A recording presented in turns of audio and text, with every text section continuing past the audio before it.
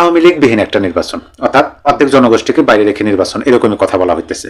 যদিও দেখানো হয়েছে 59% বা 60% ভোট কাস্ট হয়েছে, হিসাবে অনেক আছে। যাই হোক, যেভাবেই হোক তারা নির্বাচিত হয়েছেন।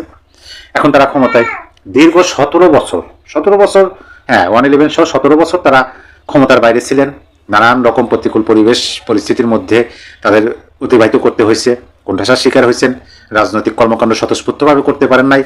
এমনকি 24-এর নির্বাচনের পরবর্তী সময়, মানে 24-এ আওয়ামী লীগ সরকার যে নির্বাচন করলো তার পরপরই তাদের দেখলাম কিভাবে একেবারে একটা বড় দল নিশ্চিহ্ন হয়ে যাওয়া বা একেবারে কি বলে যে জনহীন হয়ে পড়া, এই বিষয়গুলো আমরা দেখলাম। তারপরে তাদের আবার সুদিন আসছে। এটা বাংলাদেশের রাজনীতি, বাংলাদেশের কারণে হিংসাত্মক পচা কি বলে নষ্ট রাজনীতি, যার কারণে পরিবেশ পরিস্থিতি তৈরি হয় এক একটা রাজনীতির ক্ষেত্রে, যেমনটি বর্তমানে বাংলাদেশ আওয়ামী লীগের ক্ষেত্রে। যাই হোক, আমি কারো সুনাম কারো দুর্নাম গাওয়া না, যেটা মূল পয়েন্ট সেটাতে আসি। দেখেন, আমি শিরোনাম হিসেবে যেটা বলছি যে তাদের উত্তম কাজ হবে আওয়ামী লীগের উপর নিষেধাজ্ঞা প্রত্যাহার করা। এই প্রশ্নটা আমি করছি। দেখেন, এইটা আমার কাছে কেন মনে হলো, এই প্রশ্নটা আমার মনের মধ্যে কেন উদয় হলো যে তাদের এটাই উত্তম কাজ হবে।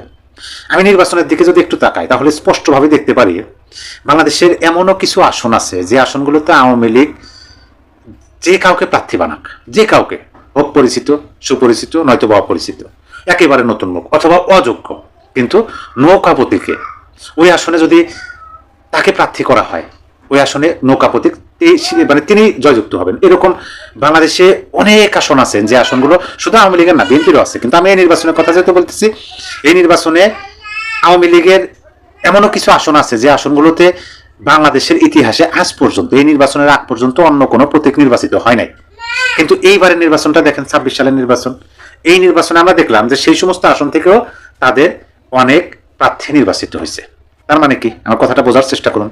তার মানে ওই আসনে যিনি নির্বাচিত হয়েছেন, যত ভোটই হন, যেভাবেই হন, আওয়ামী লীগের ভোটের মাধ্যমে হয়েছে। কারণ ওই আসনটাই তো আওয়ামী লীগের আসন। ওখানে তো আপনি আওয়ামী লীগের খুবই দুঃসময়ে একেবারে কি বলে যে তাদের দাঁড়ানোই মুশকিল, এরকম নির্বাচনও যদি আপনি ধরেন, তারপরেও দেখবেন যে 90 থেকে 95% নৌকা প্রতীকে ভোট পড়ে ওই সমস্ত আসনে, যে সমস্ত আসন আওয়ামী লীগের একেবারে যে বান্দা আসন বলা হয়, সেই সমস্ত আসনে যখন তারা নির্বাচিত হলেন, তাহলে আপনি কি বলবেন? মানে নৌকা প্রতীক একদিকে, সকল প্রতীক একদিকে করলে 5 থেকে 10% উপর অন্য প্রতীক ভোট পায় না যে সমস্ত আসনে, মানে 90 থেকে 95% ভোট নৌকা প্রতীকের পরে যে সমস্ত আসনে, সেই আসনগুলোতে তারা আজকে নির্বাচিত হয়েছেন। তাহলে কাদের ভোটে হয়েছেন? আওয়ামী লীগের ভোটারের ভোটে হয়েছেন। তাইলে এখন তারা নির্বাচিত হয়েছেন, হওয়ার পরে এইটা আমি তাদের জন্য একটা সুবর্ণ সুযোগ বলেই মনে করতেছি। সুবর্ণ সুযোগ এই জন্য মনে করতেছি যে তাদের তো ওই আসনগুলোতে ভোট নাই, তারা একটা সুযোগ পাইছেন। জানি না তারা কতদিন ক্ষমতায় থাকতে পারবেন, 5 বছর নাকি আরো বেশি থাকবেন, 10 বছর নাকি 2 বছর, সেটা ভবিষ্যৎ বলে দেবে। কিন্তু তারা যে নির্বাচিত হয়েছেন, সংসদে যাবেন, এইটা তাদের জন্য একটা সুবর্ণ সুযোগ নিজের কিছু ভোট করে নেওয়ার, ভালো কাজের মাধ্যমে, আওয়ামী লীগের প্রতি সৌহার্দ্যপূর্ণ ব্যবহারের মাধ্যমে। আমি একটা সোশ্যাল মিডিয়াতে অডিও কল রেকর্ড শুনলাম, কল রেকর্ড না, ভয়েস রেকর্ড, হয়তো বা কেউ হোয়াটসঅ্যাপে পাঠাইছিলেন কারো, তিনি আবার সোশ্যাল মিডিয়াতে শেয়ার করছেন। সেখানে ওই ভয়েসে শোনা যায় যে ঘুম কি ভাঙছে? ঘুম যদি ভেঙে থাকে তাহলে দুইটা কথা বলি শোনো। গত 17 বছর বিএনপির মানে তাদের পাপ ক্ষয় হয়েছে, আর গত 17 মাসে আওয়ামী লীগের পাপ ক্ষয় হয়েছে। কেউ কম ক্ষতিগ্রস্ত না। 17 বছরে যে ক্ষতি হয়েছে, 17 মাসে তার ক্ষতি হয়েছে। দুজনের পাপ মোচন হয়েছে, তারা বুঝতে পারছে, তাদের ভুলগুলো তারা নির্ধারণ করতে পারছে।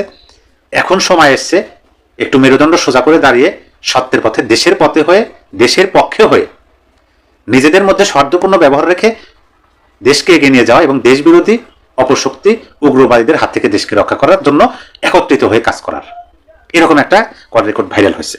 দেখেন, অনেকে কিন্তু নৌকা প্রতীক ছাড়া কোনো জায়গায় ভোট দেবেন না, দেয় না। এটা মানে নৌকা প্রতীক থাকলে হয়তো নৌকা দ্বারাই তারা ক্ষতিগ্রস্ত অতীতে। এরকম অনেক রেকর্ড দেখবেন যে যখন আওয়ামী লীগ সরকারে ছিল, ক্ষমতায় ছিলেন, তখন আওয়ামী লীগ দ্বারাই ক্ষতিগ্রস্ত, তারপরে নির্বাচনে নৌকাকে ভোট দেয়।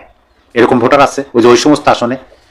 তারা একমাত্র অনেকেই কি বলে ইতস্ত বোধ করে ভোট দিচ্ছেন, অনেকে দায়ে পড়ে ভোট দিচ্ছেন, অনেকে ভয়ে ভোট দিচ্ছেন, অনেকে নিজ ইচ্ছায় ভোট দিচ্ছেন।